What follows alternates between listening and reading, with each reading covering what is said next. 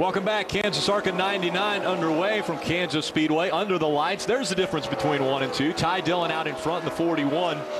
And Alex Bowman in the 55, currently running second, about 3 car lengths back. We heard Wendy talk about Alex Bowman. This is the biggest racetrack he's ever been on. He doesn't look like a rookie at this racetrack. He really looks like a veteran. Really wise beyond his years for an 18-year-old. Hey, there's that 16 car right there. Matt Lofton. Get a little bit loose right there. But loose. Remember, we documented that he had to go to the back of the pack. We saw him spin during qualifying. He's already up to the 16th spot. Moving in on the 82 car right now, Sean Core in a battle for the 15th spot. So a good pickup early on for Matt Lofton, the Strutmasters.com Chevrolet. Difficult situation, him working through the field to try to get up to the front. Again, had a pretty good car in practice earlier today, so has to work by some of the slower cars that he was able to run faster than during practice, but he didn't qualify as well. Yeah, that's a strong team here. As the battle for the lead here closes up. Alex Bowman caught Ty Dillon in practice. That's Mariev Defoe, and the number 12 Dodge moves to the inside. Allowing the 41 to the 55 to make their way on the high side. That's Tom Birdie in the 35. They're also going to go by. So Ty Dillon continuing to lead. He has led all 14 laps here at Kansas Speedway, right? And Ricky's had to make a few different moves in traffic, sometimes going to the inside, sometimes to the outside to make those passes. But Ty just came on the radio and said, guys, I am loose all the way through the corner on both ends. This car needs some adjustment. And as crew chief Flash Nassett said, we'll get you fixed up, baby. Get it on down through there. So far leading here, but very loose for Team 41. Yeah, Ray, perfect point. And talking to the drivers and crew chiefs earlier, they said, you know what?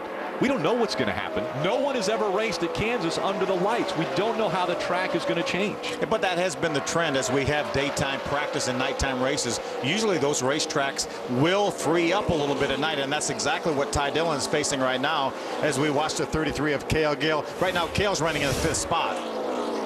Just a few moments ago, that's Milka Dune in the 63 car. Cale goes to go around her. She squeezes him up a little bit. She's trying to get around the 35 of Tom Birdie. Good heads-up move by Cale Gale to jump on the brakes. It's on the brakes, checks it up, and then was able to make the pass and continues on in the 5th spot. So it's Ty Dillon, Alex Bowman, Chris Buescher, Max Gresham, and Cale Gale. They're your top 5. Scott Lagasse, again, won here in 2007, running in the 6th spot. Grant Enfinger running 7th. McCumbee, Hesser, Tim George Jr., your top 10. I've seen a lot of cars. Ray was reporting that Ty Dillon is loose. I've seen a lot of cars sliding sideways up off the corner. Right like there, Max Gresham right there. That's in the middle of the corner, and he's sliding sideways. Chris Buescher just in front of him. Now, can one of the issues be that they're running behind another race car and they didn't do a lot of that in practice, so maybe a different feel with the aero on these race cars? It's possible, but usually when you're behind another car close to them, then you're in dirty air and you really get an aero push, which is kind of the opposite of the loose situation. I think it's just a deal where they really didn't know exactly what to expect for the nighttime racing here, and I think as a racetrack gains grip when the temperature goes down, I think the front end sees it first. And that's why you see these racetracks now loosen up, whereas before they used to always tighten up at nighttime. So again, it's Ty Dillon. He has a 1-second lead over Alex Bowman from Kansas. All green flag laps up to this point, and it's been all Ty Dillon at the front. Sunday NASCAR race day revs up for round 4 of the chase. Carl Edwards joins us live, plus Kurt Busch and crew chief Steve Addington discuss taming that monster mile. NASCAR race day built by the Home Depot, live from Kansas Sunday at 11 a.m. Eastern, only on Speed. Well, I guess the top of the point standings couldn't get a whole lot closer in the Cup Series, could it? It's almost like the Truck Series right now. You know, and amazingly enough, there's a similarity between the ARCA Racing Series and the Truck Series in the points. Do you know what the similarity is? No. You have a Dillon leading and a Buescher in second. Well, there you go.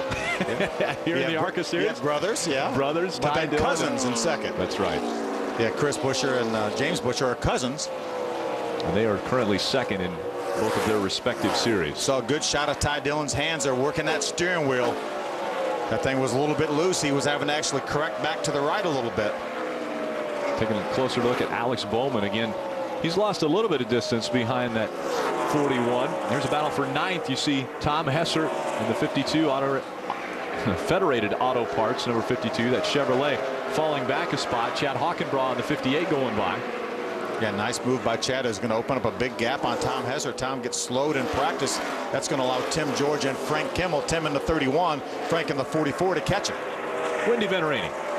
Well, I talked to Donnie Richardson before the race regarding the 52 of Tom Hesser, and he said that, of course, they can go on one stop, but you may see a lot of cars take 2 pit stops tonight because of our weather change that we saw throughout the day. They were expecting high 80 temps earlier today, and it was a little bit overcast, but obviously the sun's gone down, much cooler at nighttime, and the amount of time we had from practice earlier this morning until the race tonight was such a big difference that Donnie said they may take advantage and come down pit road twice in this race. But Donnie's calling his pits from the spotter stand, and Kenny Schrader's on pit road, and they also have David Hyder helping out in the pit area also this weekend at Kansas Speedway. So he's got a lot of full force behind him on the 52 machine, and whether or not they're going to take advantage and come down pit road twice is to be told, but I highly doubt if nobody else is going to do it, they're going to stay out. And we're going to have a caution in order for them to make 2 pit stops. Right now we've been green flagged for 23 complete laps.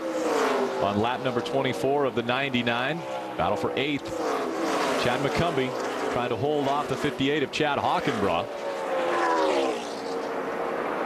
And that caution that we talked about would have to happen has happened. Hearing that there is some debris in turn number 3. And so the first caution comes out on lap 24. A lot of drivers and crew chiefs now breathing a sigh of relief because they need to get in and make some adjustments on these cars, tighten them up.